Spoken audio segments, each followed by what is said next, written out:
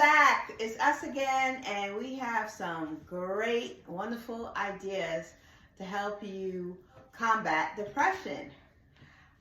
I'm Amanda Hines, and the last time we talked about depression, what it is, what are the symptoms.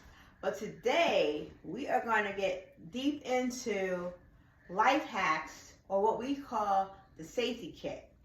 And in the safety kit are tools and strategies and areas that you can focus on so that you can be successful in living with depression.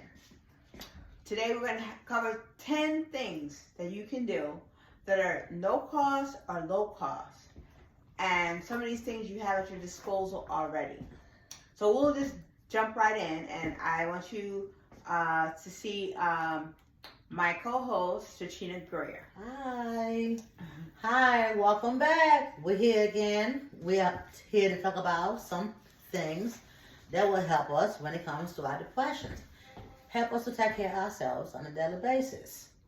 One thing that I had learned how to do is because I had stopped doing it for so long, which was taking care of myself. Taking a shower on a daily basis, brushing my teeth on a daily basis, keeping my hair fixed on a daily basis, changing clothes, making sure my area was clean, making sure that I had to learn how to pick up little by little, even if I just picked up one item per day. I had to learn how to eat well. And I'm talking about eating a full, balanced meal. Make sure you have your carbohydrates, your proteins, your, oh my God, I'm trying to name all these different things, but make sure you have a well-balanced diet, okay? You have your dairy products.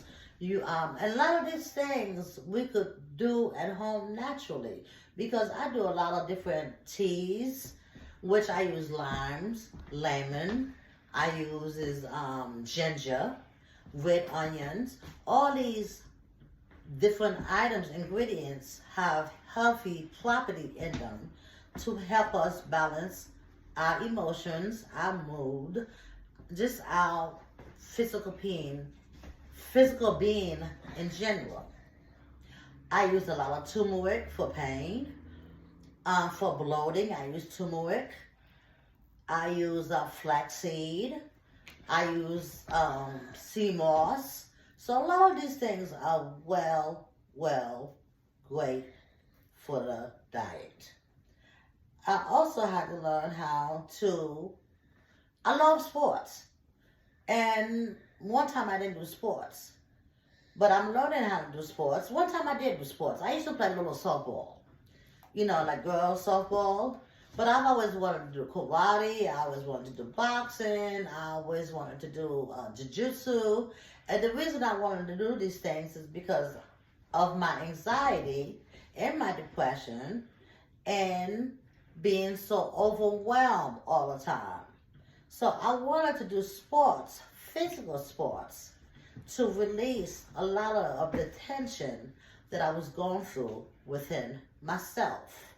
So by doing physical sports, I was able to release a lot of negative thoughts, a lot of negative challenges in my life, because I was able to go and actually fight it through. Like I said, it was a form of exercise. Okay, it was a form of building up my body. It was a form of building up my mind. And remember, when you do sports, it's controlling the mind. Learning how to control the mind, because you don't want to do sports to hurt anybody or to learn how to harm people. You want to learn how to do physical sports in order to learn how to balance you. So that's why I like to do physical sports. I like boxing, I like karate, I like jiu-jitsu. Anything that I could just get a lot of this tension and anxiety out of me. Oh, no, another thing is anger. To take a lot of this anger out of me. So physical sports work well for me. The other thing that I had to learn how to do is being out of my comfort zone because I'm used to being in the house. I suffer from depression, anxiety, PTSD. So all these things kept me in the house because I could not function out in the community. It was so stressful for me to go out, to deal with people in general, to know that I suffered with all these different symptoms. At one time, I did not realize why I was so angry in my life, but as I learned to educate myself through therapy, prayer, and all that, I realized why I was so angry, and I had a right to be. But by me doing physical sports, by me taking myself out of my environment, which is sometimes getting out of the house, going to the beach, sitting at the beach, meditating, looking at the birds and the seagulls, digging your feet in the sand, digging your dipping your foot in the water, looking at the skies. Just sit there at the water if you're able to get there and meditate. If you don't have the water, you can use a park, anywhere with trees, anywhere that you have and you feel peace. Those are the areas that you want to concentrate at. And if you don't want to go out the house, you also could use your home. Just put on some little music, candles, some nice candles, burn that's gonna make the house smell good, and you just relax, take a nice bath, exercise. All these things will definitely help with the depression and with the anxiety and with everything that we go through. Right now, I'm gonna pass you to my co-host, Amanda Hines. Okay, so I'm going to touch on the last 5 hacks that you can use. Sheena touched on a couple, which include music and exercise. So the last 5 are exercise and walking, journaling and writing, music and dancing, prayers and scripture, and the last one is proper sleep. So you may be aware of the expression, move a muscle, change a thought. And many times with depression, it's our thoughts that cause us to have these dark emotions.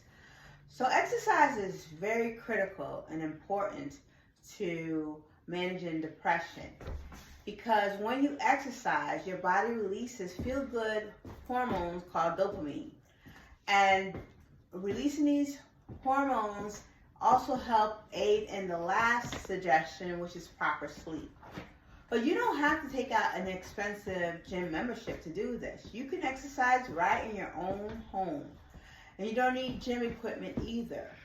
If you have a phone and internet, you can go on YouTube or Google and look up different exercises that you can do from home.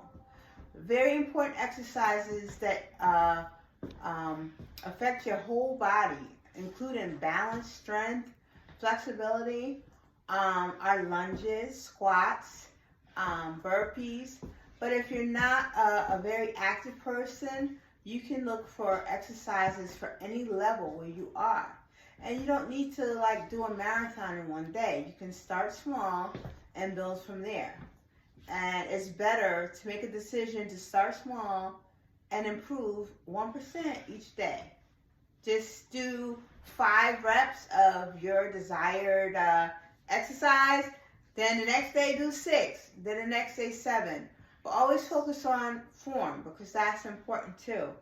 But like I said, exercise does wonders for your mood, your thoughts, your emotions, as well as your body. Because you got to remember, we are a spirit with a mind and a body. So all 3 need to be balanced and connected. Walking is another very easy, simple, no cost, and low impact exercise you can do. And walking will work wonders for your waistline, believe it or not. And it has so many other benefits like heart health, and it can clear your mind as well. And walking in nature is best, but if you can't do that because of weather, you can always walk in the mall or Walmart, wherever. Like I said, you don't need to have an expensive membership or a treadmill. So that's the 6th thing that you can do. The next one is journaling and writing. And there's a lot to be said for journaling and writing, because when you get your ideas on paper and you make plans, you're more likely to carry them through. It's been proven. But not only that, one of the things that I love to do is gratitude journaling. And every day I list things that I am grateful for. And I have to tell you, I got this idea from Oprah Winfrey years ago. And when I first started, I was very negative, and I couldn't even think of 5 things that I was grateful for. But I kept at it, and you know what happened? As each day passed, I found more and more things to be grateful for. Because it's like it ignites the law of attraction, which... Oh my God, the man is dying. Okay. It sets into motion the law of attraction, which basically your thoughts attract more of whatever you're thinking of into your life. So if you're grateful and you have positive thoughts, then you attract more positive thought, more positive energy, more positive outcomes and blessings. And then you have more to be grateful for, and it just increases. And writing in general is also an awesome tool. A lot of great works have come from people who are depressed, like Hemingway, the woman that wrote Mary Copeland, Will Wright. Yeah. What's the other one? So many different people that can. Yeah. So so writing is it helps you to process your thinking. The 8th thing is music and dancing. So you may have heard the saying that music soothes the savage beast. And if you have anger, which is basically depression, anger turned inward, if you have a lot of angry emotions, music can really soothe that for you. It could also help you get out the angry emotions if you listen to your favorite upbeat song and you dance wildly to it or whatever. But yeah, music and dancing are very therapeutic. And again, you don't have to pay for these things. There are a lot of options out there, and you can listen to any kind of music to help set your mood, or just relax if you need to. The 9th thing is prayer. And if you're a believer, scripture. So prayer works for anyone if you believe in a higher power. And they always say prayer changes things. And you may not be a person who goes to church or know a lot about God, but it's simply having a conversation with God. And if you don't know the Lord's Prayer, you can start off with something very simple like, God help me, or God guide me, or give me strength. So these are just little tools that you can use. And as you practice, like with anything, you'll get better and better. And as you learn to open yourself up to hear what God has to say, you will see a big change in your life. Because as they say, there's power in prayer. And I love the saying, push, pray until something happens. So never give up. Finally, the last hack is proper sleep. Nothing good can be accomplished without proper sleep. Sometimes people who suffer from depression actually lean on the opposite direction and have too much sleep. However, if you don't get enough sleep, it's if you get less than 6 hours of sleep, you might as well be intoxicated, because it severely limits your ability to make sound judgment. That's how important sleep is. Sleep is essential for healing. It heals your body. Your body regenerates itself. And all of this creates both mental and physical health.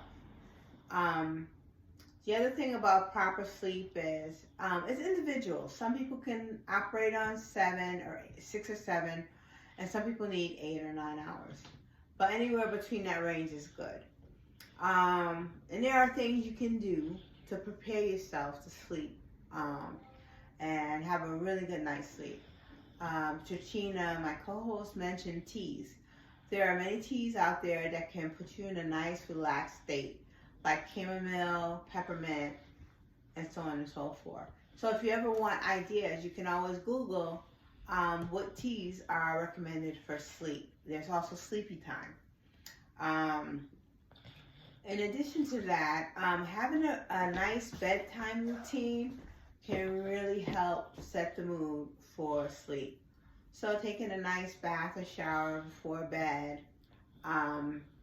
If you need music, sometimes, or candles, or they have what they call mist.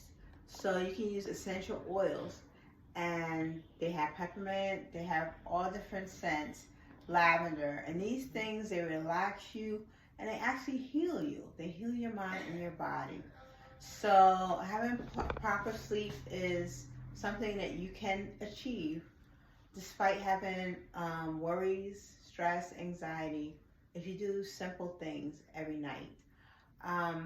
Finally, I wanted to say that in regards to proper sleep, sometimes we need a little extra help. So there are non-addictive things that you can take, such as melatonin, I forgot. But yeah, so there are ashwagandha, all different herbs, different kind of herbs. Yeah, so feel free to Google that stuff. Yeah. To Google that stuff and try different things and see what works for you.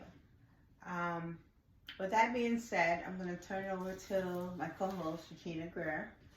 Well, I would like to tell everybody thank you for joining us. And please, if you have any questions, get in touch with us at Mental Health 80 for all, Mental Health for All 80.org. Or you could just give us a call, maybe, I'm not really sure, but 203-526-8156. Amanda's number's already on there for you if you need to get in touch with us. You know, we are here personally to help out. So please just be safe. And next week, we're looking forward for us to talk about a little bit more about depression and some ways how to help us maintain our different symptoms when it comes to our mental health. Thank you and have a great day. Bye-bye now. See you soon.